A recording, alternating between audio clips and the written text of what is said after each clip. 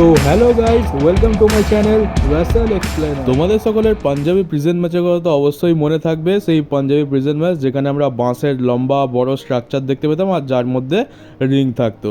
তো কী হয় যে জিন্দার মহলকে 2018 সালে যখন ভালোভাবে বুক করা হতো তখন জিন্দার মহল চ্যাম্পিয়ন হয়েছিল।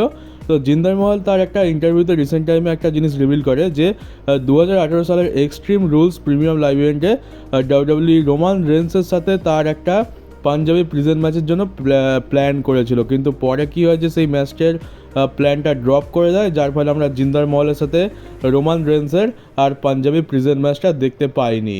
তো এইটা একটা অনেক ভালোই হতো যে যদি আমরা রোমানের সাথে, তখন রোমানের বিগ ডগ ক্যারেক্টারটা ছিল আর জিন্দার মহল তখন একদম বলতে গেলে কোম্পানির একদম টপ হিল ছিল, তখন যদি এই ম্যাচটা হতো বেশ দেখতে ভালো লাগতো, কিন্তু হয়নি তো আর কি করা যাবে। আর জিন্দার মহল এত বছর পর কোম্পানি থেকে রিলিজ হওয়ার পর এই কথাটা রিভিল করছে। আর সামার স্ল্যামেতে সোলো সিকোয়া ভার্সেস কোডি রোডসের মধ্যে যে আনডিসপিউটেড চ্যাম্পিয়নশিপের জন্য ম্যাচ হবে তার অফিসিয়াল গ্রাফিক্সও ডাব্লিউডাব্লিউ রিলিজ করে দিয়েছে, দেখতে পাচ্ছ কেমন লাগছে। সামার স্ল্যাম হতে আর মাত্র 20 দিনেরও কম সময় বাকি, আর এখনো পর্যন্ত ডাব্লিউডাব্লিউ মাত্র 4খানা ম্যাচই অফিসিয়াল করেছে।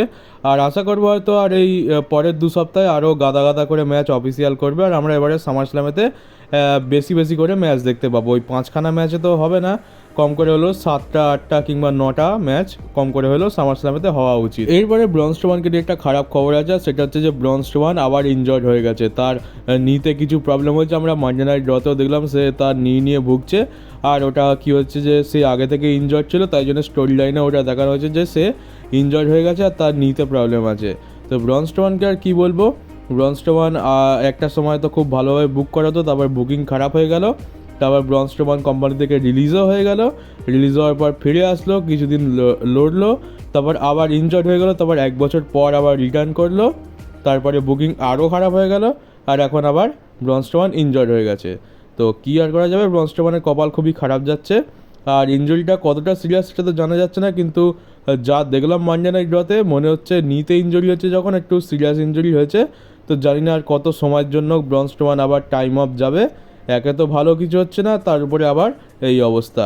তো দেখা যাক কতদিন লাগে ব্রন স্ট্রোমানের। সামনেই সামার স্ল্যাম রয়েছে, ডাব্লিউডাব্লিউ যদি চাইতো তো ব্রন স্ট্রোমানের একটা বড় সড় আর ভালো ম্যাচও সামার স্ল্যামেতে বুক করতে পারতো, কিন্তু তার আশা তো এখন কমই লাগছে। আর অনেকদিন পর আমাদের বিগ রেড মেশিন ডিমন কেনের একটা ফটো এসছে, দেখতে পাচ্ছ কারণ আমাদের কেনকে কেমন লাগছে, দেখে বুঝতেই পারছি যে কেনের অনেক বয়স হয়েছে।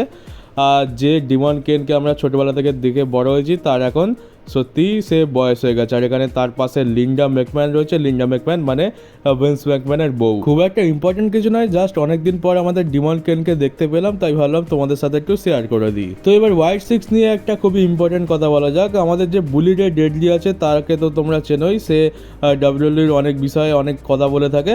তো সেই বুলি রে ডেডলি এবার হোয়াইট সিক্সের ব্যাপারে একটা কথা বলেছে, যেটা আমার মতামতের সাথে তো একদম মিলে যায়। বুলি রে ডেডলি বলছে যে যখন হোয়াইট সিক্সের ডেবিউ হয়েছিল, যখন তারা এসেছিলো তখন তো খুবই ভালো লাগছিলো, একদম প্রথমে সেই চ্যাট গেবালকে যখন একবারে প্রায় মেরেই ফেলেছিল তখন ঠিক ছিল, কিন্তু তারপরে কী হয় যে এরা বোর করা শুরু করে দেয়, আর স্টোরি লাইনের প্রোগ্রেশন খুবই স্লো হচ্ছে, আর দেখে খুবই বিরক্তিকর লাগছে।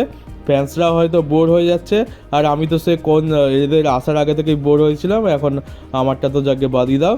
তো কী বলছে যে এখানে আমরা দেখলাম যে এই মানডে নাইট ড্রতে হোয়াইট ফ্যামিলিকে রিক্রিয়েশন করার চেষ্টা করা হলো, বো ডালেস এখানে ব্রে হোয়াইটের অ্যাক্টিং করছে, কিন্তু সেটা খুবই খারাপ লাগছে। এখানে হোয়াইট ফ্যামিলি বাকিদের কথা তো বাদই দাও, কিন্তু বো ডালেস ব্রে হোয়াইটের যে বেকার অ্যাক্টিংটা করছে সেটা তো একদমই মানাচ্ছে না।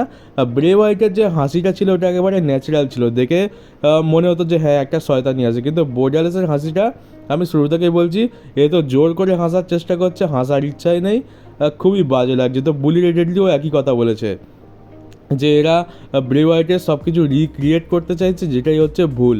হোয়াইট সিক্সকে হোয়াইট সিক্সের মতো চালাও, ব্রে হোয়াইটের কাছে হোয়াইট ফ্যামিলি ছিল, সে সেটাকে তার মতো চালিয়েছিল, আর ব্রে হোয়াইট তো ভাই ব্রে হোয়াইটই, তো বো ডালেস ব্রে হোয়াইট হওয়ার চেষ্টা করছে, এটাই সব থেকে খারাপ জিনিস। যেটা আমরা দেখলাম বো ডালেসকে তো ব্রে হোয়াইটকে লাগছেই না, কিন্তু উল্টা আরও বিচ্ছিরি লাগছে। তো এইটাই বুলিরি ডেডলি বলল যে যদি এরকমই চলতে থাকে তাহলে এটা আরও খারাপ দিকে যাবে, ফ্যান্সরা ইন্টারেস্ট হারিয়ে ফেলতে শুরু করেছে আর লাস্টে গিয়ে এটাও পুরো ব্রেকার হয়ে যাবে। মানে যা দেখছি এখানে ব্রে হোয়াইটের লেগেসি কন্টিনিউ করার জায়গায় ব্রে হোয়াইটের মান সম্মান ডোবানোর চেষ্টা চলছে। আর এখন এই মুহূর্তে সব থেকে বড় নিউজ হচ্ছে যে আমাদের CM punk officially medically clear হয়ে গেছে। এখন সিএম পাঙ্ক ম্যাচ রেসেল করতে পারবে আর তাকে ডাব্লিউডাব্লিউই পারফরমেন্স সেন্টারেও রেসেল করতে দেখা গেছে। তো তার মানে এই যে সামার স্ল্যামের আগে কিছু দিন বাকি আছে, এর মধ্যে আমরা ড্রু ম্যাকিন্টায়ারের সাথে সিএম পাঙ্কের খুব জোরদার ঝামেলা দেখতে পাবো আর আমরা সামার স্ল্যামেতে এদের মধ্যে একটা ভালো রেসলিং ম্যাচও দেখতে পাবো, কারণ সিএম পাঙ্ক এখন অফিসিয়ালি পুরোপুরি মেডিকেলি ক্লিয়ার। তো চলো গাইজ, এই ছিল আজকে নিউজ ভিডিও। জানি ভিডিওটা খুবই ছোট হয়ে গেছে কারণ এখন তেমন কোনো নিউজ পাইনি দেওয়ার জন্য। নিউজ যদি থাকতো তাহলে ভিডিওটা আরও লম্বা হতো। তবে আশা করছি যে কালকে স্ম্যাকডাউন হওয়ার পর আমার তোমাদেরকে দেওয়ার জন্য অনেক বেশি বেশি নিউজ থাকবে। আজকের আপাতত এটুকু নিয়েই কাজ চালাও। তো চলো গাইজ, এই ভিডিওটা এই পর্যন্ত ছিল। কেমন লাগলো কমেন্ট বক্সে জানিও। নতুন হয়ে থাকলে চ্যানেলটাকে সাবস্ক্রাইব করে নোটিফিকেশন বেলটাকে অবশ্যই অন করে দিও আর ভিডিওটাকে পারলে শেয়ারও করে দিও। তো চলো বন্ধুরা, কালকে দেখা হবে তোমাদের সাথে আমার স্ম্যাকডাউনের রিভিউ ভিডিও নিয়ে আর একটা নিউজ ভিডিও নিয়ে।